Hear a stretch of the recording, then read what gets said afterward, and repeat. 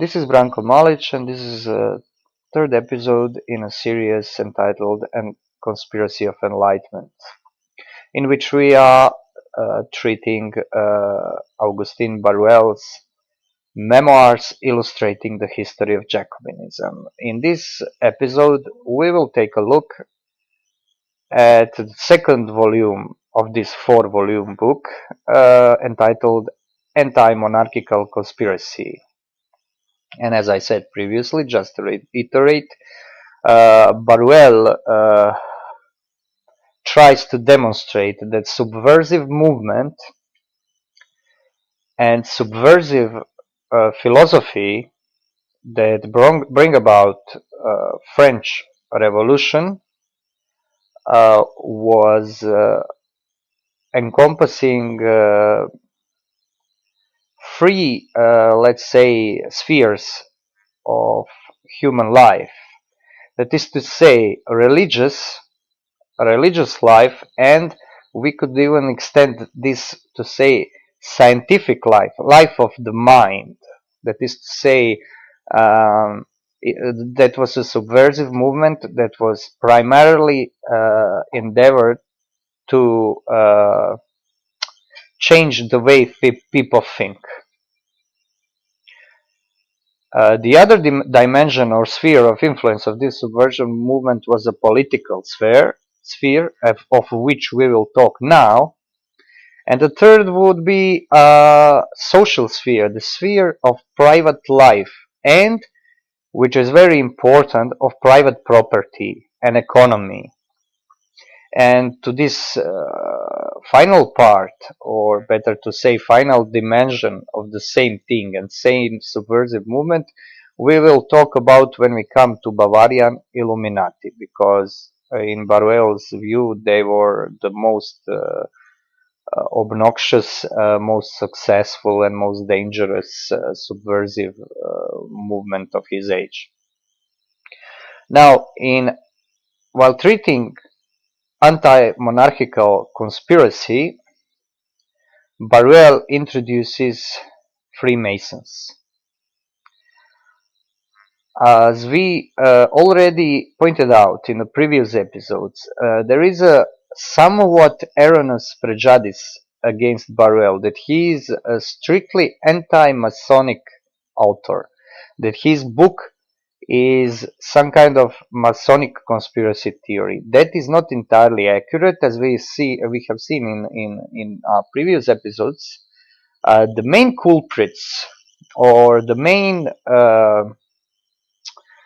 members of this subversive movement, were what we would now call intellectuals. And in the France of Barruel's age, in the second half of 18th century, they were extremely numerous, extremely popular, and they were trying to create something we today call public opinion. And opinion as a way to approach the world.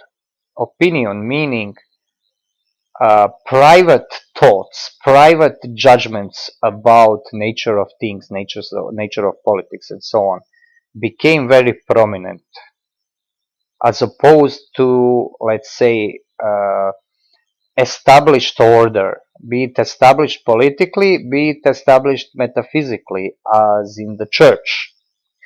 And their main purpose and main end of their subversion was to destroy this order. In this part of Barruel's exposition, we will see how he tries to demonstrate that these intellectuals used Freemasonry as a vessel for their activity, lodges of Freemasonry, which according to some estimates at the time of French revolutions, numbered close to 900, I think, throughout France, and that they were used as a kind of revolutionary cells in preparation of revolution. But before we come to that, we'll have to explain a few things in advance, because Barruel, in this second volume of his great work, Barruel devotes comparatively little space to Freemasons. It's at the end of the book, some 50 pages. The bulk of the narrative is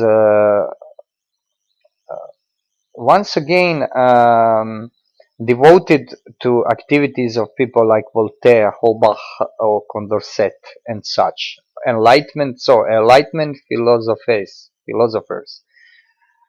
and discussion of political theories that they wanted to bring in power. And Barruel claims that there were two men who prepared, so to speak, uh, the situation for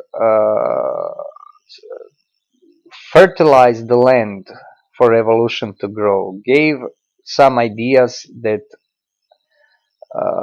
Enlightenment philosophers further radicalized and used to overthrow existing order. And those two thinkers were Montesquieu and Jean-Jacques Rousseau. And Barruel goes to a great length in discussing their theories of sovereignty. Because in anti-monarchical conspiracy, he's trying to show that this specific idea of sovereignty, which is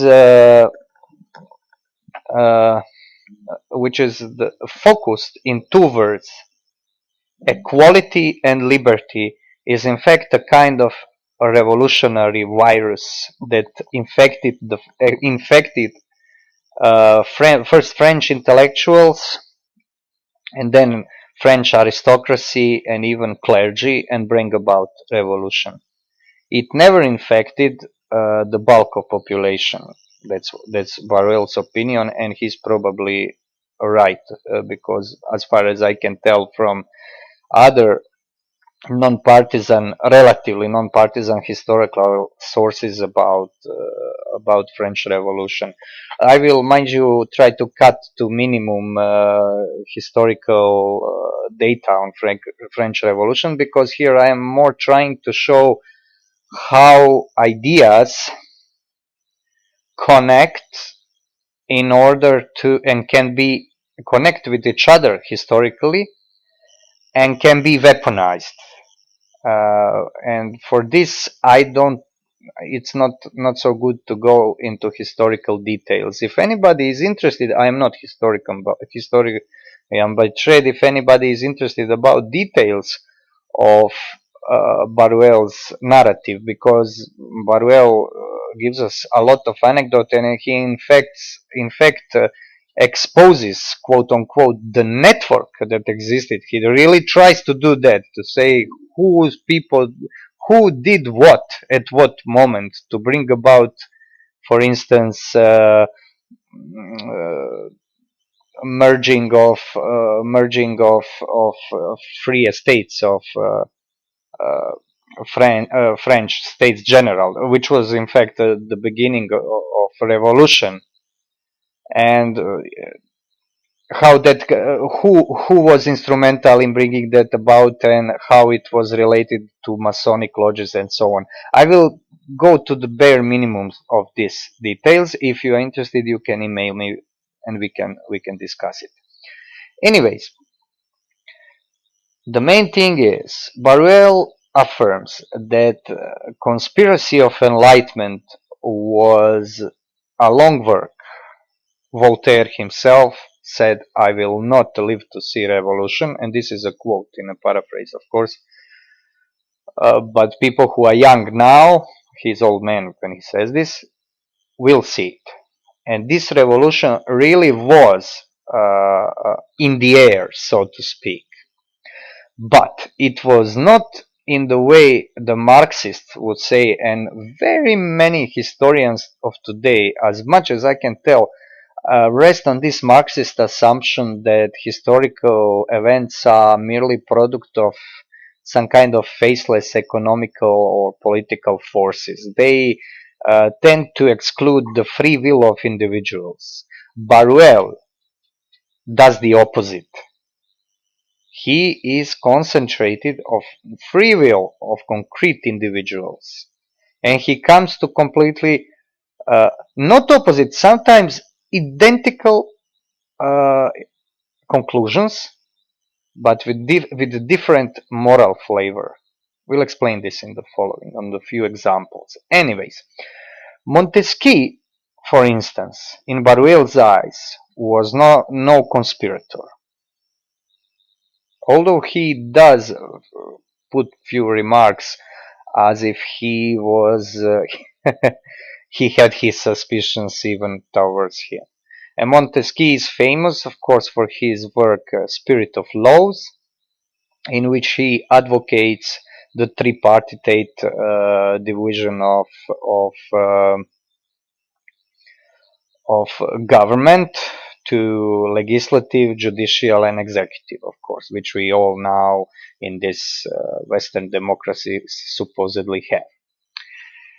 And what Barruel notes in Montesquieu's idea is that it's extremism. And I think that Barruel is pretty on the right track here, because he says, okay, you have a tripartite division in order to make a system of government, so to speak, or apparatus of government self-regulating in some way. That is what we today would assume, but in fact, what Montesquieu wants to say is that people who cannot make their own laws as a body politics, as a body of people, as a whole, are slaves. And these are slave is the term he uses. And that all, and by this logic, as Barruel notes, everybody living in monarchy at that time and in all history was a slave. Of course, Montesquieu was doing a historical survey of political systems. Let's call them systems, to use an acronym, maybe a modern term where it's not due, but okay, let's say political system as a Roman Republic, for instance, and so forth. And yeah, and of course, republics came out to be more free, and in his eyes at least. And so he's looking into something like that, and he's opposing freedom and despotism. And according to his logic, if sovereignty of three political powers, of executive, judiciary, and legislative, are united in one person, this is quod erat demonstradum despotism. And in France, of course, those three forms of sovereignty were united in the king, in the person of a king. But Barruel notes that king himself is bound by law. And indeed, when you read about France of that age, even from leftist historian, they'll affirm that this absolutism of that age was anything but despotism, because despot is a ruler, autocratic ruler, who rules by the whims of his own will. He does what it pleases. French kings did not rule like that, especially not Louis XVI. And Barruel notes that and this is very important, even today, even if we are, of course, not royalists, we are not, we are born without even preconception how it is to be ruled. We live in this illusion of democracy, so we don't know how it is to be ruled by a king. I know to some extent because I still remember as a kid that I lived in the country that had one this communist ruler who was the prime political center and the peak of the of the whole body politics, infallible and so on, and he was a despot. But everybody knew that we are in a way kind of as a communist country out of history, because communism is well communism is a dead end,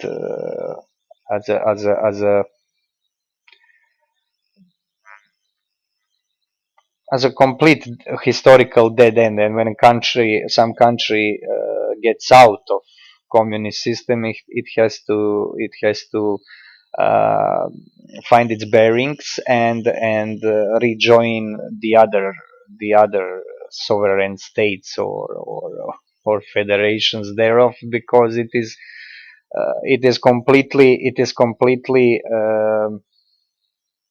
out of touch with historical process. What I want to say, communism is paradoxically extremely ahistorical system. But I digress. Problem with this idea of Montesquieu, which was later radicalized by Rousseau, is that only freedom is political freedom, and this is very interesting thing. Namely, that you are faced with an either or choice. Either you are a slave or either you are free. While it is very much uh, possible to be free even in the despotic state, because freedom is eminently a thing of person, ability to rule oneself. But in thinkers like Montesquieu and Rousseau, to rule oneself means to legislate oneself, to give yourself a law. And by law, I mean law in a legal sense, not in a moral sense, to be law unto thyself. This means to have legislative power. And Jean-Jacques Rousseau, Swiss philosophist, he was not Enlightenment philosophist, mind you, he was kind of independent of them. He radicalized this idea in the term volonté générale, general will of the people. That's what we nowadays call will of the people. And the idea of the will of the people in Rousseau comes from the assumption that there is something like a natural state of man, in which he tried to evade the problem of a social contract, as was exposed by his predecessors like John Locke and others. Because, as Rousseau said, they made up some imaginary state of human race, out of which came this social contract, which created the states, nations, societies, and so on. And so now Rousseau would give us something else, and what he gives us, he takes what he considers to be empirically proven state of primitive peoples. That is to say, he read probably a book or two, and mostly knowing Rousseau, imagined the rest, and gave us a portrait of a primitive man who is in himself good. He's happy being, which is completely free in his urges, in his wishes, who wishes joy, happiness, and good and happiness in Rousseau is in this material sense. It is one might say hedonistic happiness, freedom, but not so much economical like in John Locke and these English thinkers, but more like I would even say sexual, because that's the way that Rousseau was as a man. And Rousseau is a kind of thinker. He was crazy. He was really mentally ill person, and this is he's that kind of philosopher that cannot help but write his personality in his philosophy, and then call this or objective. And what he did is he imagined this state of nature of this noble savage, and wished to find a way that people can return to this state of nature, that is to say, to turn around and in a manner of speaking, and please remember this, in a manner of speaking, regain the golden age of man in a way appropriate for a historical moment. Because that is to say, this is very important, because in all revolutionary thinking there is this moment of return to innocence, or return to simple state, to something radically simple, to some kind of origin which is, as a rule, imagined by theoreticians and ideologues of revolution. And this was to be done by reforming or revolutionary changing, transforming society, because in society man is in chains, as Rousseau would say, because he is not sovereign. And this comes to pass because he cannot help but compare himself with other men, with his fellow men, and thereby imposes upon himself certain impediments, and then we have this unfair division of property and so on and so forth, and inability of man finally to be a law unto himself. I think this sums it up. Everybody has to be law unto himself, and the purpose of this social change, that is the purpose of revolution, would be to make everyone law unto himself.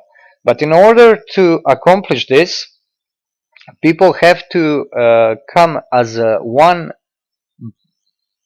body, one collective body, and represent themselves. If I want to be a law unto myself, then the laws of the state must completely correspond to my inclinations and to my freedoms. No freedom must be taken from me, not an inch of it. On the other hand, if I'm the only lawgiver, then by giving laws to society only on the grounds of my own volition, I will surely put impediment on somebody else's freedom. And so volonté générale or general will would be some hypothetical imagined will of everybody. And this requires, in Rousseau's views, now Rousseau had some ideas how this should come to pass, that would require a kind of direct democracy, because representation is not really a true solution. It must be simply the will of everybody. And he was, of course, at pains to find how this will of everybody can be expressed without impeding the will of somebody. And of course, he couldn't find. I am simplifying only to a little extent. Rousseau is somebody who is revered in political philosophy. I think I'd let's say I don't adhere to this reverence of him, because I think he was a man who was thinking constantly in paradoxes, but not paradoxes as something poetical, but paradoxes of him being completely anti-logical sometimes. But anyway, he thought that the city state, for instance, as a city state in Greece, or city state republics as Geneva, his original hometown, can accomplish this simply because numbers of citizens are such that something like universal referenda on rights of citizens can be can be accomplished, whereas you cannot accomplish that in a country like empire, Russian Empire at that time. I don't know how many citizens Russia, they were not called citizens, how many residents Russia then had, but how can you make omni-Russian, pan-Russian referenda in 18th century is beyond me. And of course beyond Rousseau and beyond those who try to interpret it. What is important here is that we have ideas of equality and liberty. Equality means that everybody must be part of body politics. That is to say, everybody must, with his whole being, participate in sovereignty. Everybody must be equal. And liberty means that there can be no sovereign power about this body politics, that is to say, about people and about citizens. And here we have this term citizen, which became prominent throughout French Revolution and is today taken at face value, because it comes from the idea that sovereign state is a kind of city state, that being citoyen, as Rousseau calls uh, participating individual participating in body politics, we are all citizens, and this is equality and liberty. And there are some things which we must remark together with Barruel on this thing. Namely, it is completely either or. It is a complete politicization and legalization of human freedom. It is not a freedom of will to want something or to think something or to choose, for instance, some spiritual goal as finding the truth or finding objectively existent values. It is a will of creating political body. And sole human freedom is concentrated there. And this is very interesting because it, in a way, makes you totally legal and political person. And this is something we later will find in totalitarian systems, especially of 20th century and in the days of reign of terror in French Revolution, when this body of politics, this body politics turns upon itself because it deems itself to be an absolute, where freedom becomes absolute slavery. And Barruel, right out of the bat, I think is correct English expression. Excuse me. As you can notice, English is not my mother tongue, so I have to struggle to find words for these complex philosophical terms. Anyway, what Barruel notes is, of course, you want to bring down French king, you are Satan himself. Barruel is royalist. He is man of 18th century. We have to take this into consideration. But he is not. He is. He is not a man who would just take Jean-Jacques Rousseau and Montesquieu and throw them out of the window just for the reason of being anti-monarchical. By the way, Montesquieu was not openly anti-monarchical or anti.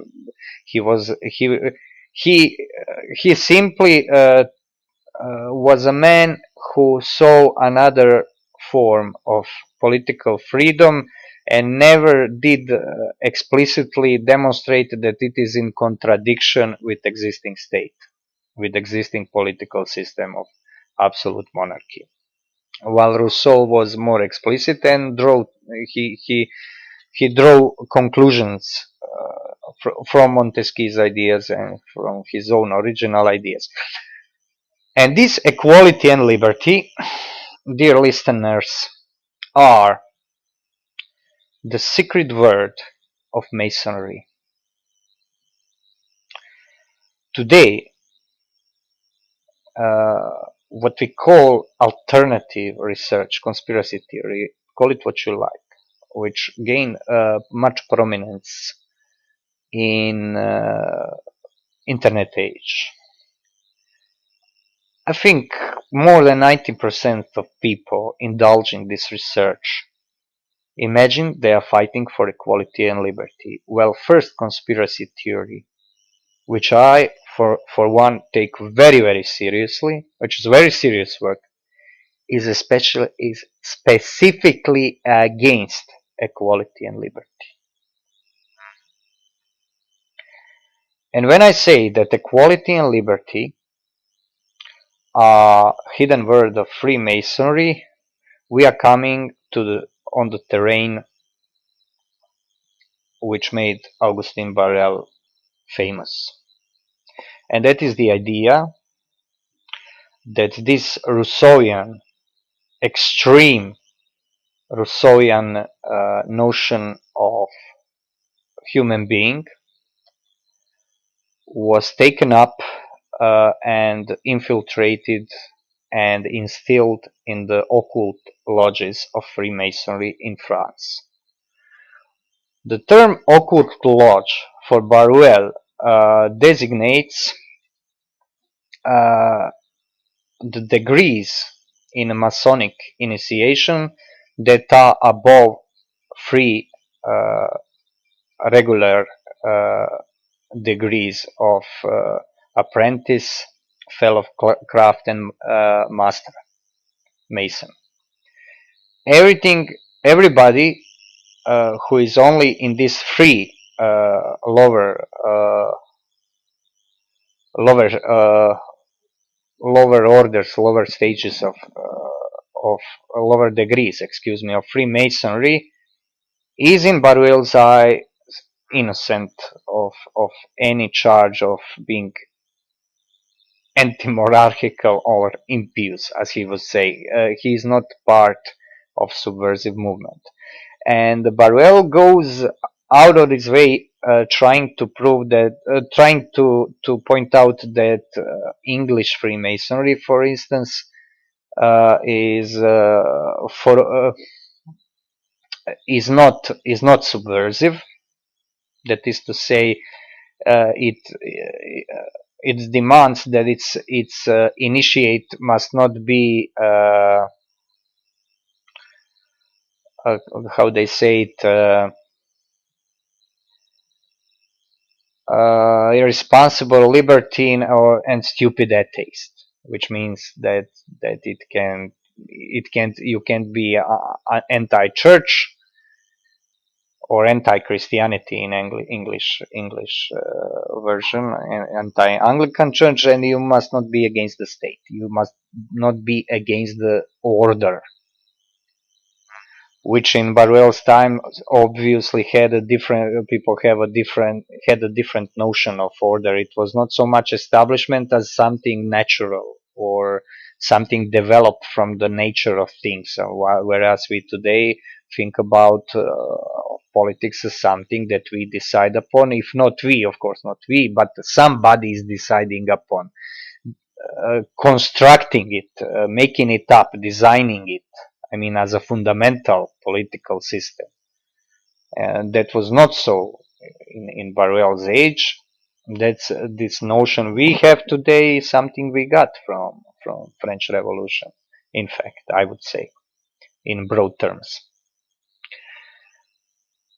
And as Barruel is, I said in I think in first episode of this series, I said that this notion that Barruel is anti-Masonic conspiracy theorist is not entirely accurate. Well, not entirely, because when Masonry is concerned, Barruel really becomes convoluted,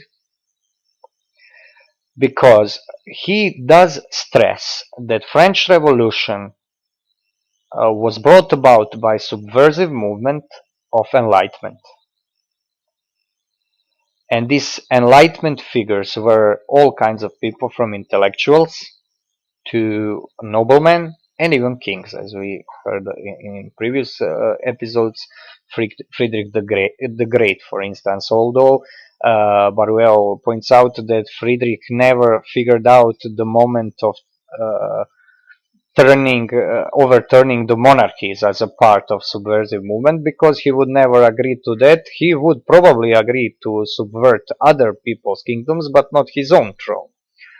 So Barruel considers him to be a dupe to an extent. But when talking about Freemasonry, although he says that Freemasonry in France was subverted, it was used by philosophers, by subversive movement, his explanation of what Freemasonry is, in fact,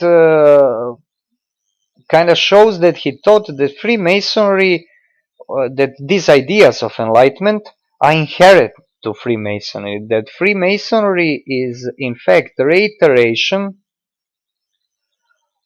of ancient enlightenment,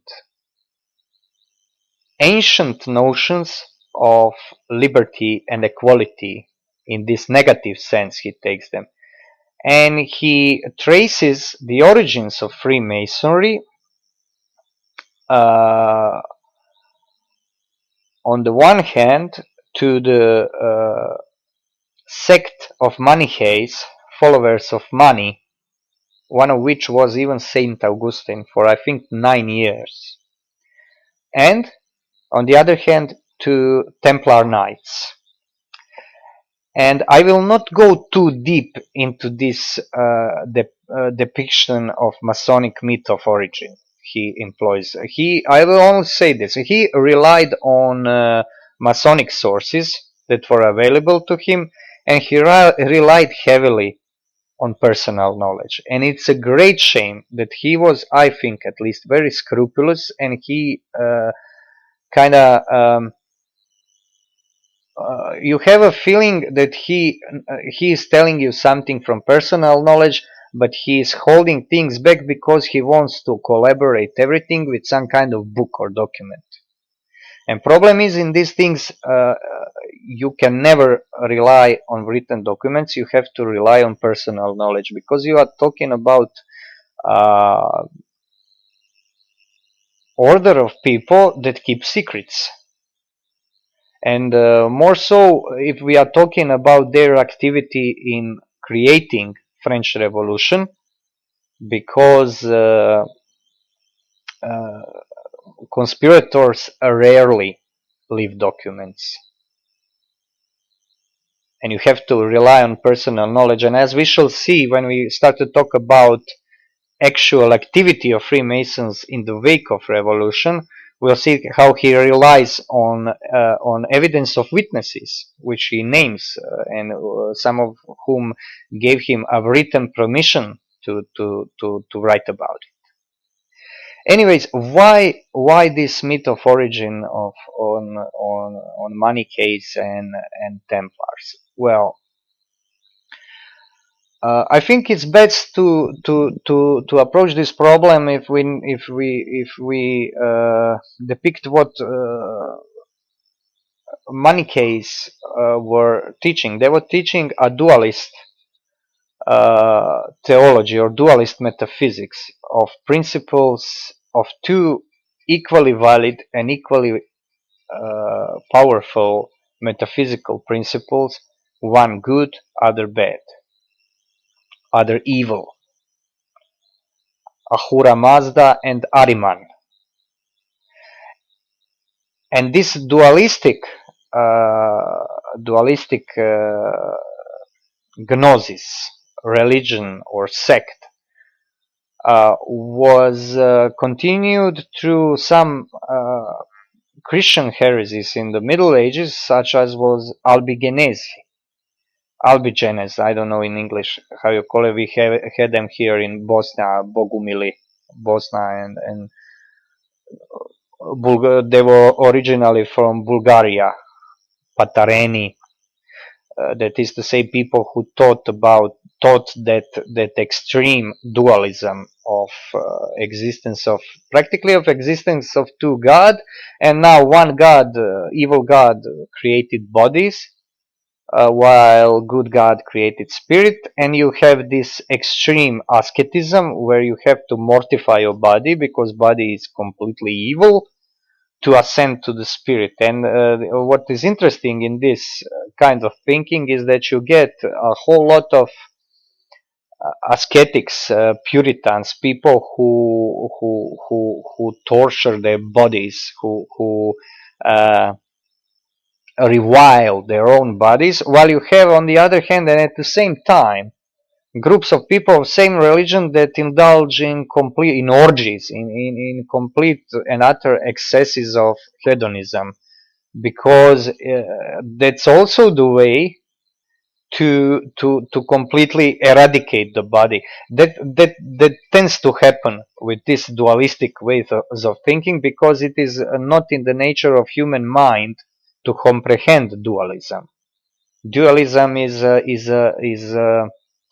sickness of mind in a way, because it doesn't give you an opportunity, at least subconsciously, to reconcile some things that which must be reconciled in order to for man to psychologically function properly.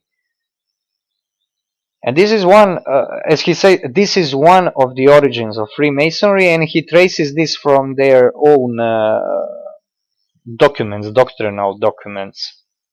The other, he thinks, and in a way, he will try to fuse these two myths of origin. The other myth of origin is Templar, that the Freemasons are descendants of Templar Knights Order that was extinguished in 1307.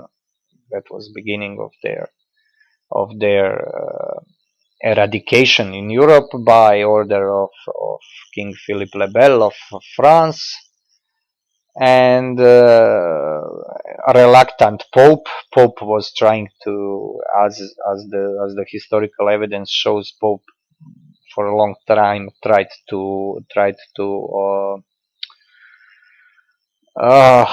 let's say give them some amnesty or benefit of a doubt, but in the end they were abolished as an order. Some of them were executed.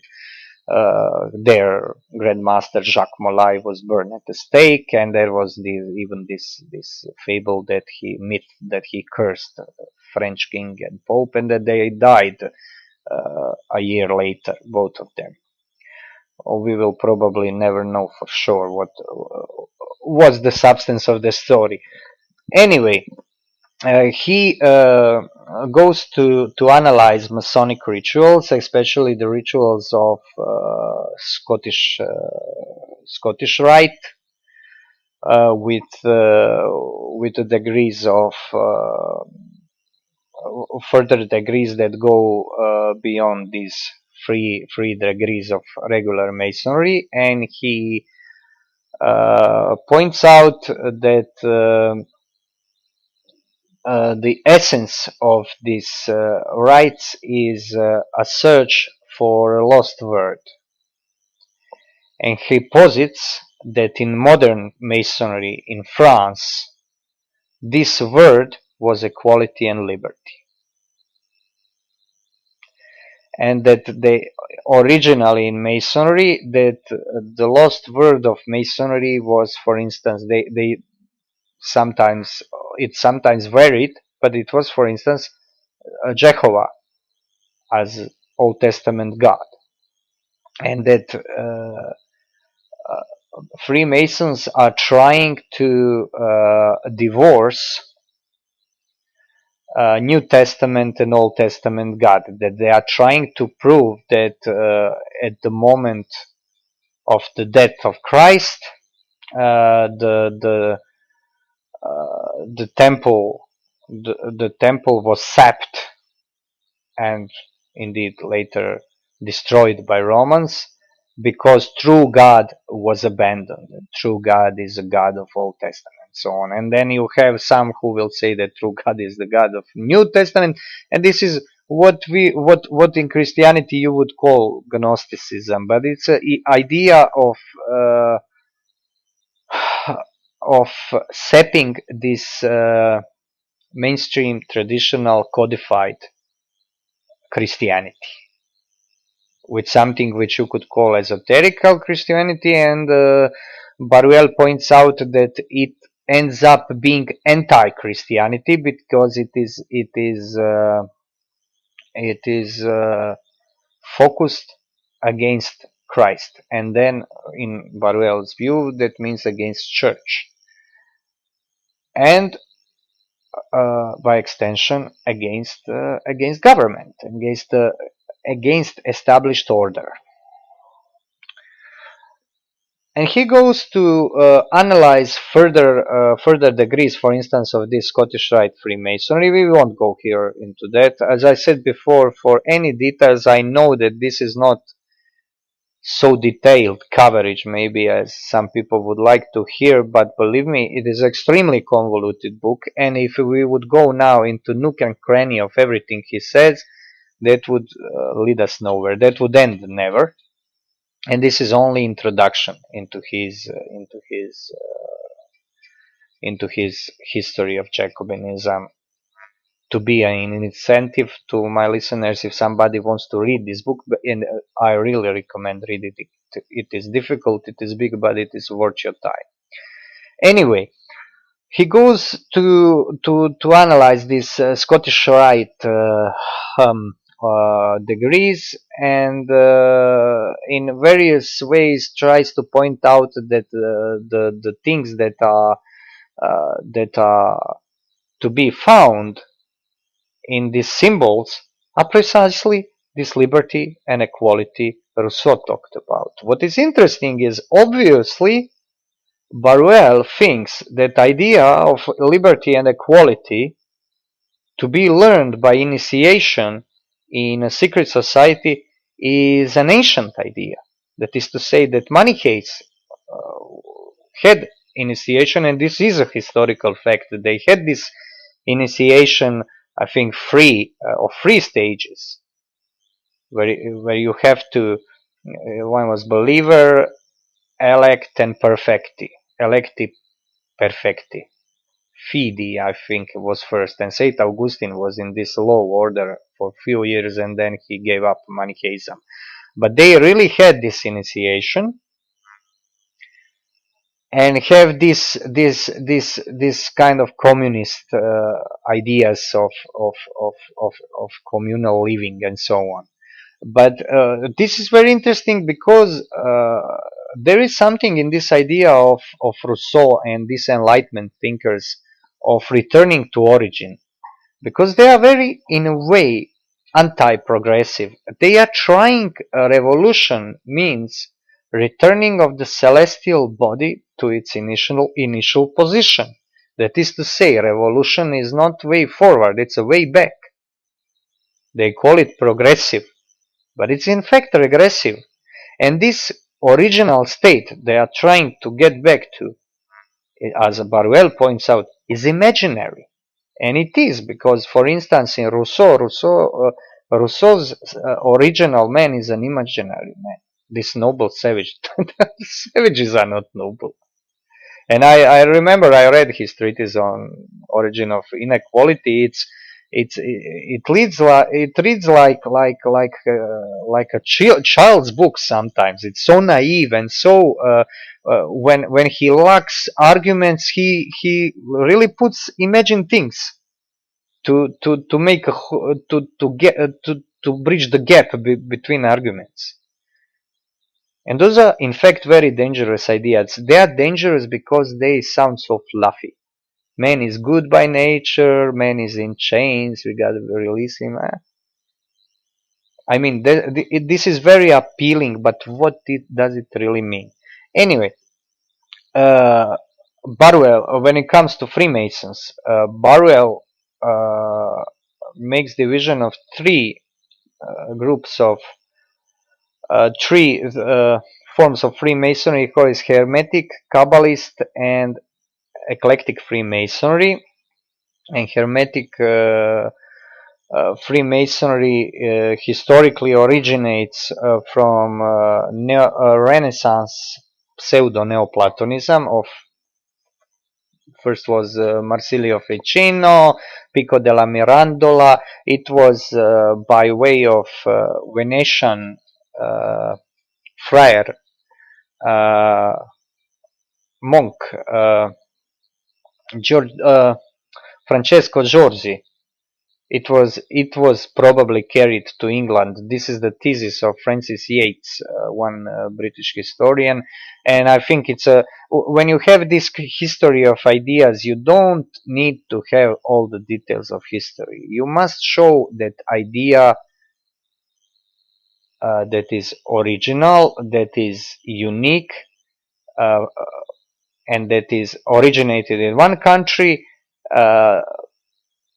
Starts to make sway on people's mind in another country. And in order to show connection between ideology of these two countries, you don't need that much evidence because idea it's in itself is very much an evidence.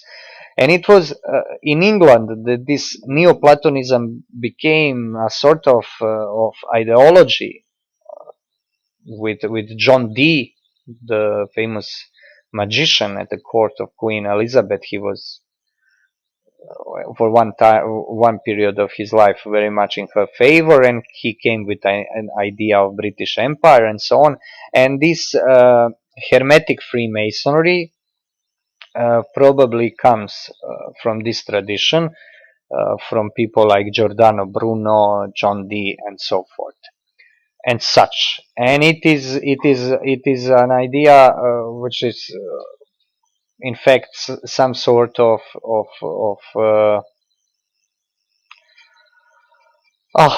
magic, in fact.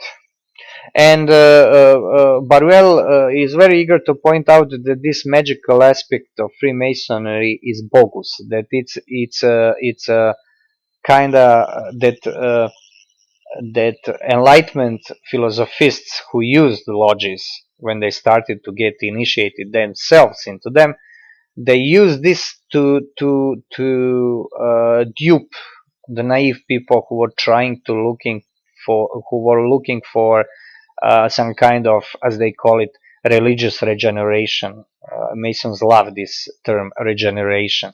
And so, people looking for some unique experiences, astral travel or something like that. Whereas in the center of the mystery of Freemasonry at that time in France came, in fact, this liberty and equality, which Barruel reviles so much because it's a revolutionary liberty and equality. And those were hermetical schools of hermetical orders of Freemasonry. The other is Kabbalist, and Kabbalists are, in his view, uh, rooted in teachings of Comte de Saint-Simon, so-called philosophe inconnu, unknown philosopher. And this was a kind of also mystical occult teaching, occult Christianity, I would call it, that was indeed tied to Kabbalah. That is to say, it was also a kind of trying to acquire a religious accomplishment through technical means of magic, of theurgy, theurgia, or theurgy is uh, sort of in the science of invocation of higher powers. Let's call it that. That's what it was in antiquity. For instance, in late antiquity, Neoplatonism. Some of those philosophers were theurgists, and they were in fact some kind of a priests. They were doing specific prayers to specific gods, demons, powers to accomplish certain effects. And this is completely anti-Christian. This is anti-Islam, for instance. This is anti-religion, because in religion you don't invoke. In Kabbalah, you in this at least in this Christianized Kabbalah or Kabbalized Christianity of Freemasonry that came from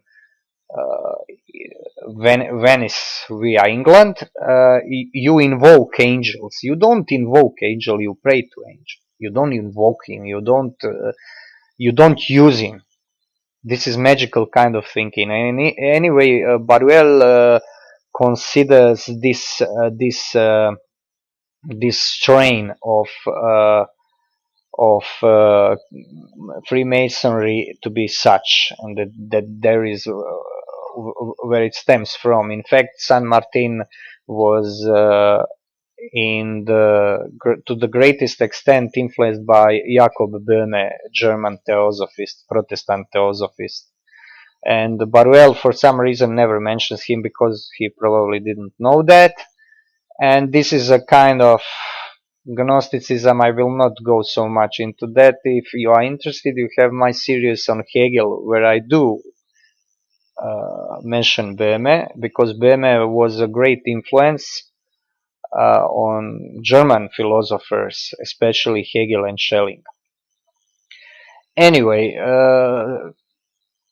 in Barruel's view, all those schools of Masonry, even if you don't infiltrate them with Enlightenment, create bogus religions, bogus metaphysics. That is to say, pantheism. That is to say, belief that nature and God are identical. Be it these dualisms, be it whatever you like, but not the truth. And what Barruel concludes about Freemasons is that their main purpose, besides this political political goal or political ideal, is the establishment of what he calls natural religion, because Freemasons are either pantheist, dualists, or deists. Deists are those most free Enlightenment thinkers were deists. That is to say, people who believe that God is a kind of hidden hand, somebody who pushed the world into existence and then took eternal vacation, which is a really absurd idea, and which is in fact political idea, and which is idea that was very well adapted to Newtonian system of Newtonian physics, because Newton's work was not only physics and not mainly physics, but the theory, the theory of the world in general, together with politics. And Voltaire was a major Newtonian in France, propagator of Newton, and precisely probably for these political goals. And in Barruel's view, this all leads these adepts of Freemasonry nowhere but in subversive direction. And we'll see on the example of Illuminati in the next episode how far that can go. Anyway, in the wake now, how this came to, how Freemasons influenced the origin and accomplishment of French Revolution. Barruel claims that lodges were infiltrated good few decades before revolution, and that revolution was in preparation consciously throughout lodges, clubs, literary salons were used to organize. First of all, he said, I will quote him, to create opinion and to create want. He said that is their method. Creating opinion means to make, to change the way people think, to make people think like them.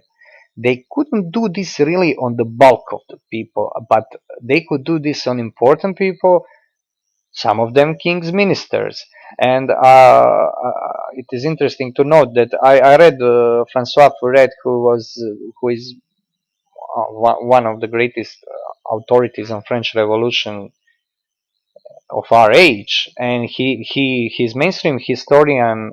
Although Barruel is also mainstream historian, whatever one thinks of him, and he says he himself, who was ex-Marxist, says that opinion, the force of opinion, was a very strong cause, one of the main causes of revolution coming to pass. Because, for instance, you have a situation that before revolution, France was divided on a whole lot of these administrative units controlled by local parliaments.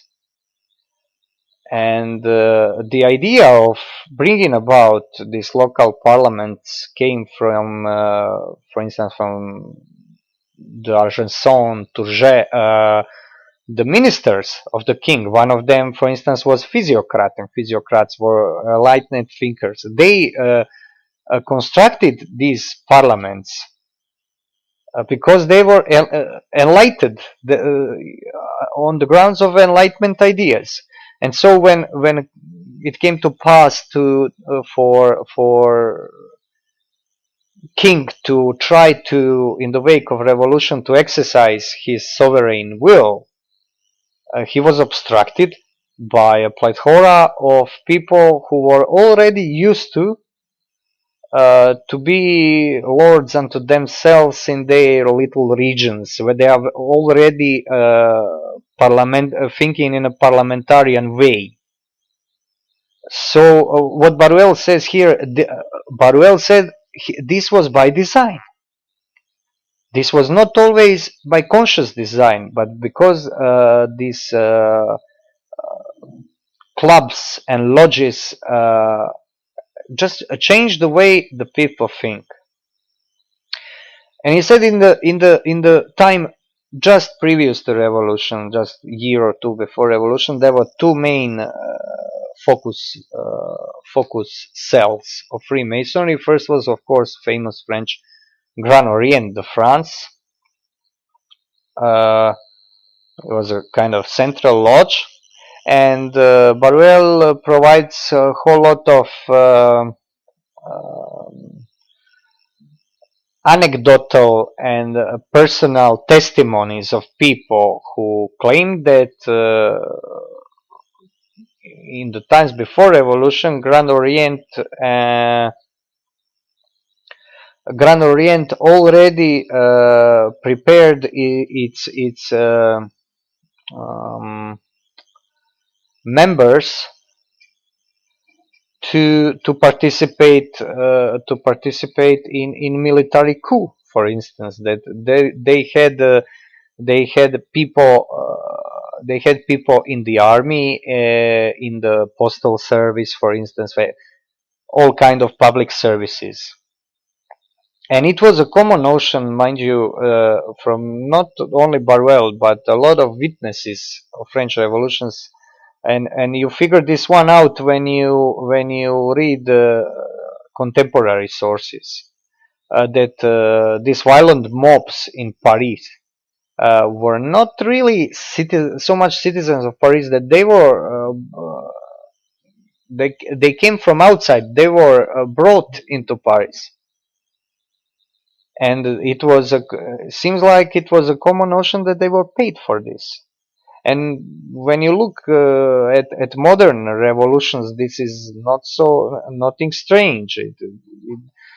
Because in these great social upheavals, when there is a great want, as Barruel says, and where opinions are changed, a small group of people can organize, can manipulate masses, and can use masses to its own ends, or even drive them to frenzy, and just let them produce chaos. In French Revolution, uh, there is I think, very strong evidence from personal testimonies, which are in fact primary historical source everybody ignores today. This was really the case. And Grand Orient played a significant role there, but the most important cell was what he calls, Barruel says the name of the cell was propaganda. And the main guy in propaganda was Condorcet, French philosophist, and they were literally organizing revolutionary units.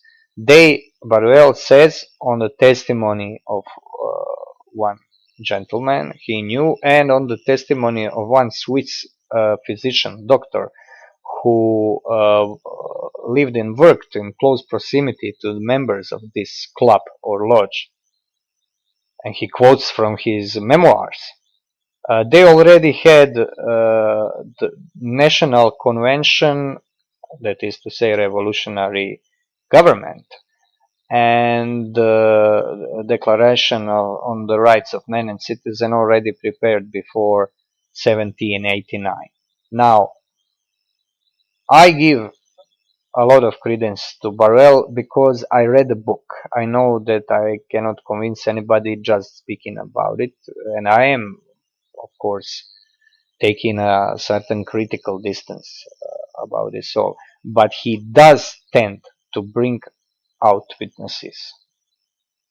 And I am positively astonished at the treatment of the book of his by contemporary authors. I read, for instance, few remarks of Umberto Eco on Barruel, and those remarks are completely off the mark. He calls his book a kind of crazy historical novel. Memoirs are not historical novels. Memoirs are very difficult book with a plethora of information, which is very hard to process. I'm having a hard time now to try to summarize it and not to lose the gist of it, and not to lose important details. And I'm so sorry that I cannot go into details, for instance, of this concretely of what he says that happened, for instance, in 1789, because that would take us too far. And people like Eco ridicule this, but with no reason. This is very serious. You can refute it. I saw some Masonic refutations of some things that he holds as facts. They say they are not, but then you have Freemasons refuted by somebody else. It's of course a very convoluted thing, and a lot of time has passed, a lot of water has passed under the bridge since French Revolution. But it does make sense, and it is not, you don't have this sense that he's constructing something. Maybe at first impression, but when you go a little deeper in it, when you try to compare his notes, where he gets his information, it can get really chilling. He's getting it from either from persons who testified, who signed their statements, or for instance, in the case of this propaganda lodge, from the guy who knew them and written a memoir, a history of those events, and he says they did this, and this. And as concerning the revolution itself, we will not treat revolutionary happenings uh, until we finish with Illuminati, because we are following Barruel's procedure. He talks about the actual facts of revolution only at the end of the book. So, but in advance, we'll say this: equality and liberty are the gist of this soul. Equality and liberty equal evil in Barruel's eyes. I tend to agree. The reason being is we don't know what this equality and liberty means. And there is something in this lost word of Freemasonry that really rings familiar to this empty equality and liberty, when you don't really know what does it mean. It sounds good, but you kind of not sure what it means. It's not that when somebody tell you love your fellow man like you love yourself. This is something murkier, something harder to define. Well, we can define it as an idea that every man has to be law unto himself, and I think that politologists in know of Jean-Jacques Rousseau would agree to me with me on this. That's one thing, and that every man's opinion is sacred or inviolable. And this idea Barruel sees as an idea that everybody has to be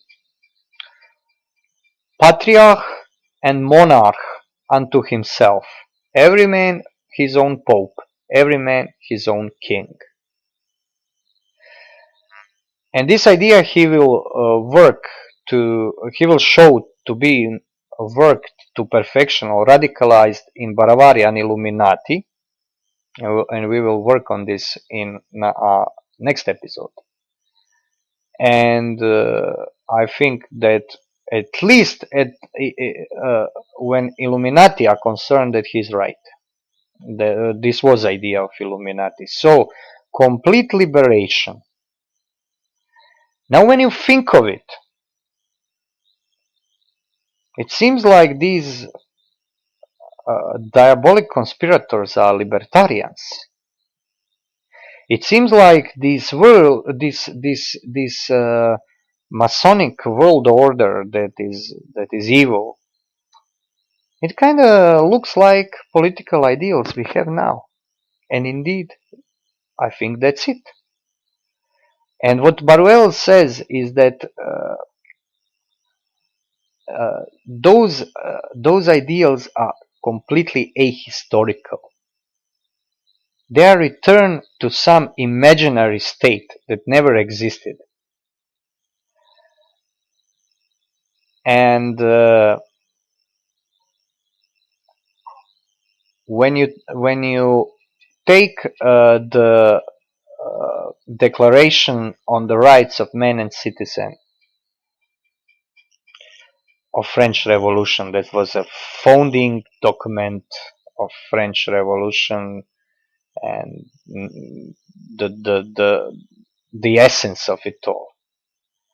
When you take a look at how it was depicted as written on two plates, like Moses, laws of 10 commandments of Moses, with two angels, one woman representing liberty, I think, breaking the chains, and the angel pointing his scepter towards the eye in the triangle. And this eye in the triangle is a Masonic symbol. And if you analyze any proposition of the Declaration of the Rights, you have to look at it in the light emanating from this eye in a triangle, from this eminently Masonic symbol in this context. because it was obviously written by Freemason, or at least being by with the influence of Freemasons. And we can't, therefore, if this hidden word of Freemasonry is something that you and I will never know what it is because we are not initiated, how can we know what this liberty and equality expressed in these rights of man and citizen really are? We really can't know this. And Barruel claims that French Revolution was in fact externalization of Freemasonic lodges. The France became a Freemasonic lodge, enlightened by the light of enlightenment. That this is it. That this is making manifest of what was hidden.